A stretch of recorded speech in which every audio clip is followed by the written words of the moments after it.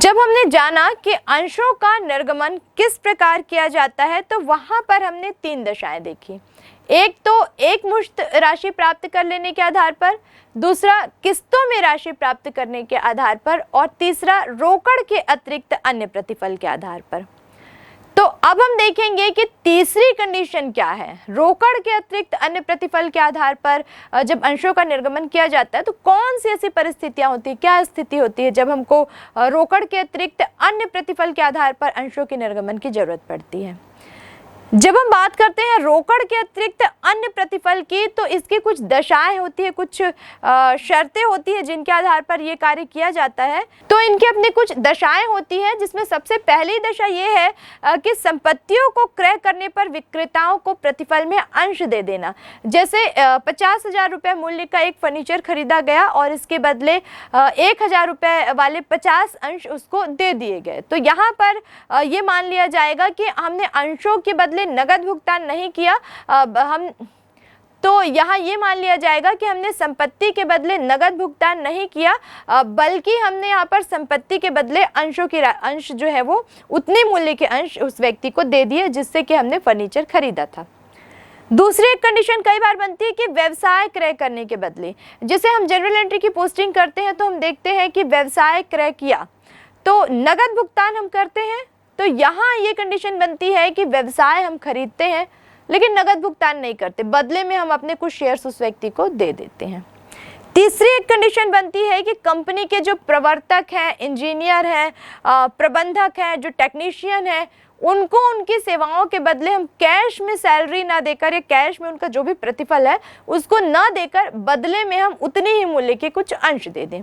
तो ये कुछ ऐसी दशाएं बनती है जब नगद के अतिरिक्त हम अन्य संपत्तियों या किसी अन्य प्रतिफल के बदले में हम अंशों का निर्गमन करते हैं।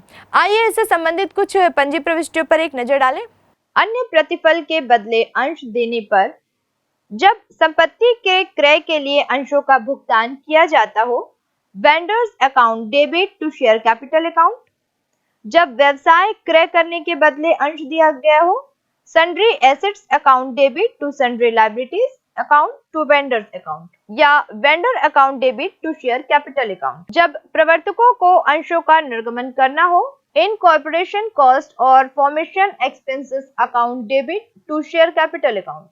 तो आपने देखा कि रोकड़ के अतिरिक्त अन्य प्रतिफल के संबंध में कौन कौन सी प्रविष्टियां की जाती हैं। आइए अब इस पूरी विधि पर आधारित कुछ क्रियात्मक प्रश्नों को हल करते हैं। दीपशिखा कंपनी इंदौर ने प्रत्येक मशीनरी स्टोर से एक मशीन 80,000 रुपए में खरीदी तथा इसका भुगतान 30,000 रुपए नगद और 10 रुपए वाले पूर्णदत्त 500 अंशों में किया जाना है।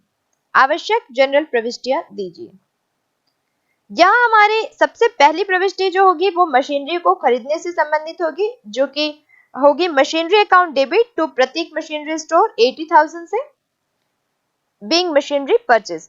उसके बाद हमको प्रत्येक मशीनरी स्टोर्स को पेमेंट करना है और ये पेमेंट जो है वो हमको 30,000 कैश करना है। तो जब हम 30,000 कैश पेमेंट करेंगे तो यहाँ पर हमारी जनरल एंट्री होगी प्रत्येक machinery store account debit to cash account being cash paid 30,000।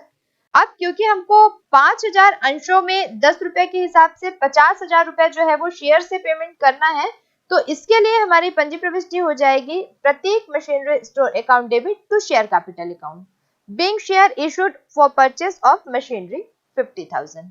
10 रुपए वाले 11,000 अंश 10% प्रीमियम पर कंपनी के प्रवर्तकों को उनकी सेवाओं के बदले निर्गमित किए गए। आवश्यक पंजी प्रविष्टि कीजिए।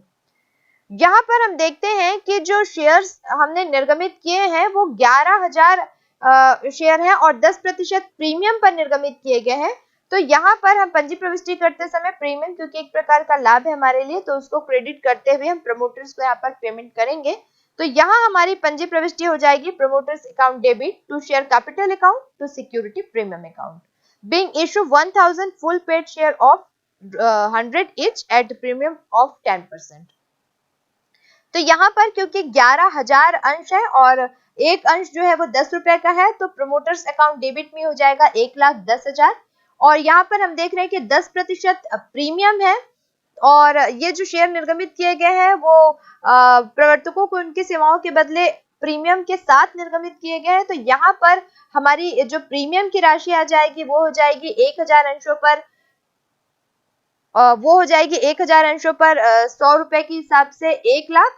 और क्योंकि इसका 10% हमको प्रीमियम देना है तो 1 लाख का 10% यानी कि 10,000 रुपए जो प्रीमियम की राशि हो जाएगी और टोटल जो प्रमोटर को पेबल अमाउंट होगी वो हो जाएगी 1,10,000।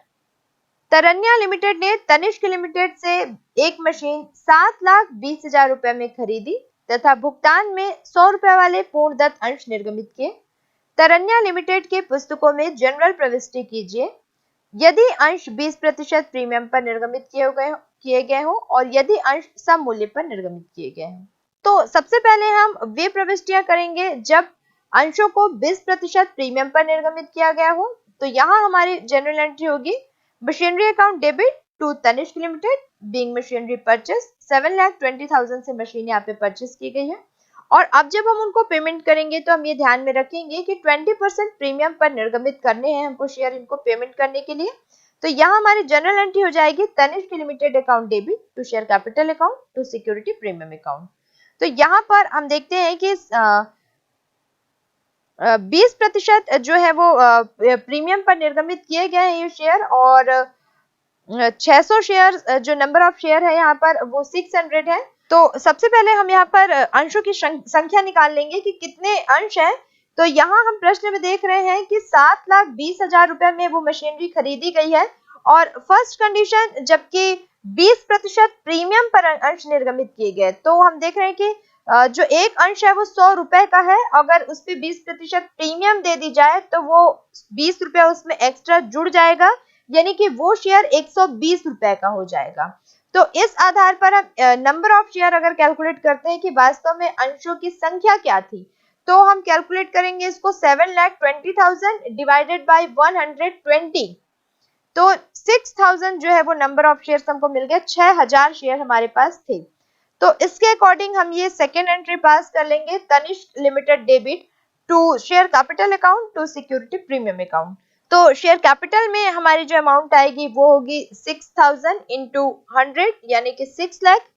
और अगर इस पर हमको 20% प्रीमियम देना हो तो टू सिक्योरिटी प्रीमियम की हमारी जो अमाउंट हो जाएगी वो हो जाएगी 6 लाख का 20% यानी कि 1,20,000 और ये total amount 7,20,000 Tanishq limited account के डेबिट साइड में आ जाएगी।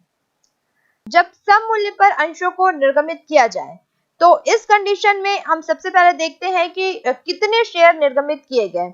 तो यहाँ पर क्योंकि 7,20,000 में मशीनरी खरीदी गई है और सम मूल्य यानी कि 100 रुपए पर ही अंशों को अगर निर्गमित किया जाता है तो 7,20,000 को तो 7,20,000 को हम 100 से डिवाइड कर देते हैं। 100 रुपीज जो है वो फेस वैल्यू यानी कि सम मूल्य है। तो यहाँ पर हम देखते हैं कि 7,200 शेयर हमने इशू किए हैं।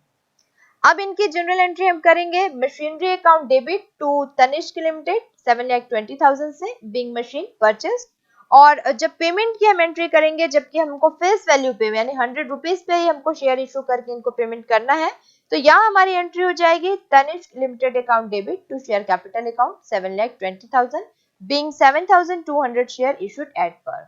जेट लिमिटेड ने एक मशीन 39,600 रुपए में नीरज ट्रेडर से खरीदी जिसका भुगतान 10 रुपए वाले अंशों में किया गया।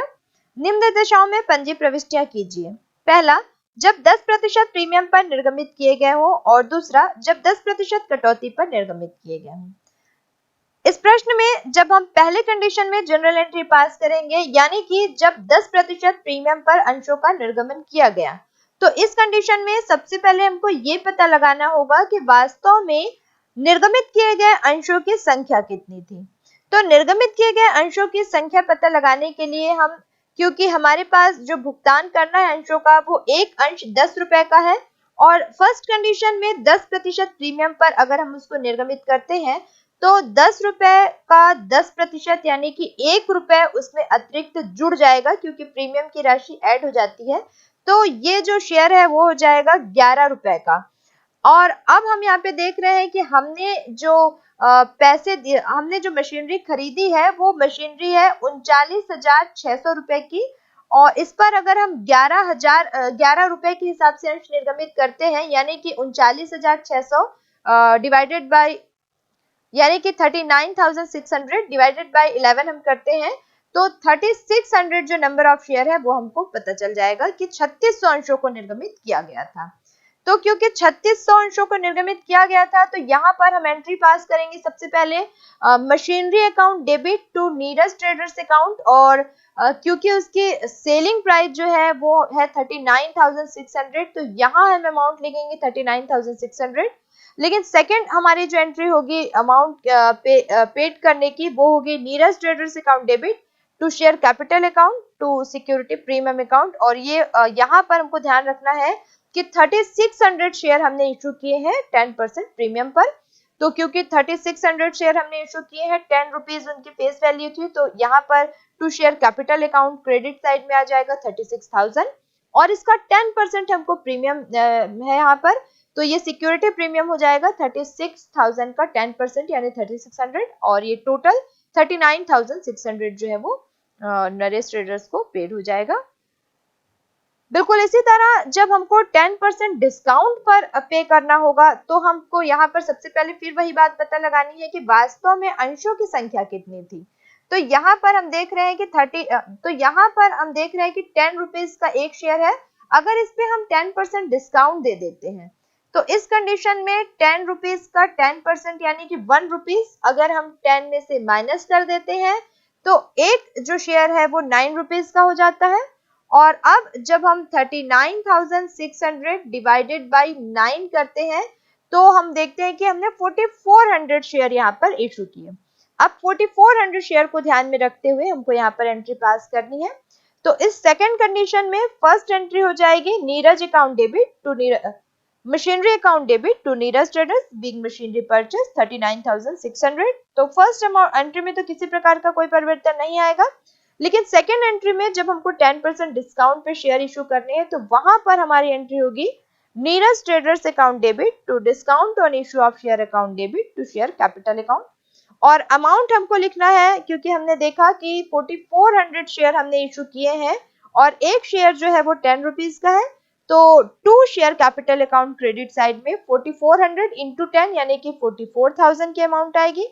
और इस 44,000 का क्योंकि 10% डिस्काउंट है तो यहाँ पर discount on issue of share 44,000 का 10% 4400 आएगा, और दोनों का जो डिफरेंस है 44,000 माइनस 4400 दोनों का जो डिफरेंस है यानी कि यहाँ पर हम देखते हैं कि 39,600 जो है वो नीरज ट्रेडर्स को पे हो जाएगा।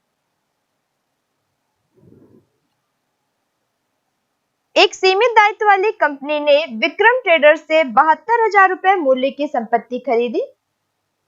उसके भुगतान में 100 रुपए मूल्य के पूर्णदत्त सामान्य अंश निर्गमित किए। पंजी प्रविष्टियां दीजिए यदि अंश निर्गमित किए हो। पहला सब मूल्य पर, दूसरा बट्टे पर, तीसरा प्रीमियम पर। संपत्ति खरीदने पर यहाँ पंजी प्रविष्टि की जाएगी assets account debit to Vikram traders, क्योंकि यहाँ पर 72,000 की संपत्ति खरीदी गई है और उसके बाद इसके भुगतान की प्रविष्टियां करनी है, तो सबसे पहले हम संपत्ति को खरीदने की प्रविष्टि कर लेंगे 72,000 से। सेकेंड एंट्री जब हम विक्रम ट्रेडर्स को इक्विटी शेयर कैपिटल देंगे और कंडीशन ये है कि फेस वैल्यू पे एट पार ये पेमेंट किया जाएगा, यानी कि पूरा का पूरा 72,000 उसको दिया जाएगा। तो इस कंडीशन पे यहाँ पर जनरल एंट्री होगी Vikram traders debit to equity share capital account 72,000 के, और यहाँ पर हमको 720 इक्विटी शेयर इशू करने पड़ेंगे, इसलिए क्योंकि 100 रुपीज एक शेयर की वैल्यू है तो 72,000 के लिए हमको 720 शेयर इशू करने पड़ेंगे। सेकेंड कंडीशन में जबकि इस 72,000 को हमको 10% डिस्काउंट पर अगर पेमेंट करना है, इस कंडीशन में जनरल एंट्री होगी Vikram traders account debit discount account debit to equity share capital account, और 72,000 पे हम यहाँ पर देखते हैं कि 72,000 हमको ये मानना है कि आफ्टर डिस्काउंट ये अमाउंट है, तो हमको ये कैलकुलेशन करनी है कि तो फिर इसकी नेट अमाउंट क्या रही होगी। तो यहाँ पर हम कुछ वर्किंग नोट कर लेंगे। सबसे पहले हम ये देखेंगे कि अंशों की संख्या क्या थी, तो अंशों की संख्या ज्ञात करने के लिए जैसे कि हमने पहले भी देखा था कि क्रय प्रतिफल की राशि बटे अंश का निर्गमित मूल्य यहाँ पर हमको लिखना है। तो यहाँ क्रय प्रतिफल की जो राशि है वो तीनों कंडीशन में अलग अलग आएगी। सम मूल्य पर निर्गमित अंशों के लिए जब हम अंशों की संख्या निकालेंगे तो यहाँ पर 72,000 डिवाइडेड बाय 100 करेंगे यानी कि 720 शेयर आएगी। सेकंड कंडीशन में अगर बट्टे पर निर्गमित अंशों की संख्या हमको कैलकुलेट करनी है तो क्योंकि 100 रुपीज का शेयर है और उस पर हमको 10% यानी कि 100 का 10% यानी 10 रुपीज अगर हमको बट्टा देना है तो इसकी जो नेट अमाउंट होगी वो होगी 100 माइनस 10 इक्वल टू 90 रुपीज।